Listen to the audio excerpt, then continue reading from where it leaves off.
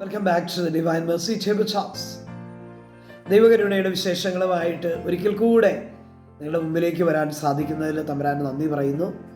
ദൈവമക്കളെ, ഇന്ന് ഞാൻ നിങ്ങളോട് പങ്കുവയ്ക്കുന്നത് ദൈവകരുണയുടെ ഛായാചിത്രത്തിൻ്റെ വിശേഷങ്ങളാണ്. 1931 ഫെബ്രുവരി മാസം 22 വിശുദ്ധ ഫൗസ്റ്റീന അവളുടെ കോൺവെൻറ്റിലെ മുറിയിലായിരിക്കുമ്പോഴാണ് നമ്മുടെ കർത്താവ് അവൾക്ക് പ്രത്യക്ഷപ്പെടുന്നത്.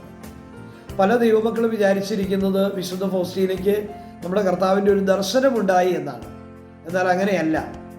അവരുടെ ജീവിതവും അവരുടെ ഡയറി കുറിപ്പുകളൊക്കെ മാർപ്പാപ്പയ്ക്ക് വേണ്ടി പരിശോധിച്ച റവറൻ ഡോക്ടർ ഇഗ്നാസി റോസിക്കി എന്ന് പറയുന്ന ദൈവശാസ്ത്രജ്ഞനും അവളുടെ നാമകരണത്തിൻ്റെ വൈസ് പോസ്റ്റുലേറ്റർ ആയിരുന്ന സർഫിം മൈക്കലേഗോ അച്ഛനുമൊക്കെ പറയുന്നത് ആ സമയത്ത് വിശുദ്ധ ഫൗസ്റ്റീനയുടെ മുറിയിൽ അസാധാരണമായ ഒരു വെളിച്ചം കണ്ടതായി പല സിസ്റ്റേഴ്സും പിന്നീട് സാക്ഷ്യപ്പെടുത്തുകയുണ്ടായി എന്നാണ്. അതിൻ്റെ അർത്ഥം എന്താണ്? നമ്മൾ ഇന്ന് കാണുന്ന ഈ ദൈവകരുണയുടെ വിശുദ്ധ ഫൗസ്റ്റീന വരപ്പിച്ച് നൽകിയ ഒറിജിനൽ ചിത്രം, അത് അവളുടെ കണ്ണുകൾ കൊണ്ട് അവൾ നേരിട്ട് കണ്ട നമ്മുടെ കർത്താവിൻ്റെ പരിശുദ്ധമായ രൂപമാണ്. അതൊരു ചിത്രകാരൻ്റെ ഭാവനയിൽ നിന്ന് വന്നതല്ല. യൂജിൻ കസിംബ്രോസ്കി എന്ന് പറയുന്ന ചിത്രകാരൻ ചിത്രകലയിൽ അഗാധമായ പാണ്ഡിത്യമുണ്ടായിരുന്ന ഒരു വ്യക്തിയാണ്.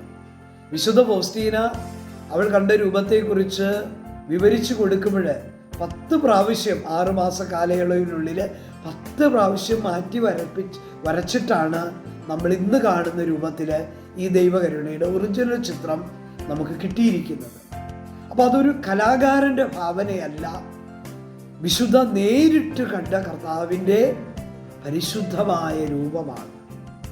അപ്പം അടുത്ത പ്രാവശ്യം ദൈവകരുണയുടെ ചിത്രം കാണുമ്പോൾ ആ ഒരു ആദരവോടുകൂടെ ബഹുമാനത്തോടുകൂടെ ആ ചിത്രത്തിലേക്ക് നോക്കാൻ ദൈവമക്കൾക്ക് കഴിയട്ടെ.